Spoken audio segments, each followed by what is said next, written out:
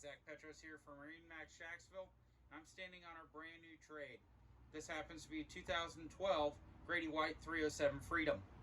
Newly reupholstered, boat's in great shape, has about 600 hours on it. Isinglass is also brand new, has a rear sunshade on it, so drop-in poles, as you can see, stored under the gunnels here. Attaches to the hardtop, runs back, gives you plenty of shade. New electronics on it also, so new set of Garmin's in the dash, including a newer Raymarine VHF. Does have bow thruster, has the Kenwood head unit with the Fusion stereo audio. Has a great size head. These 307s are fantastic with storage. One of my favorite spots is the gray box storage here.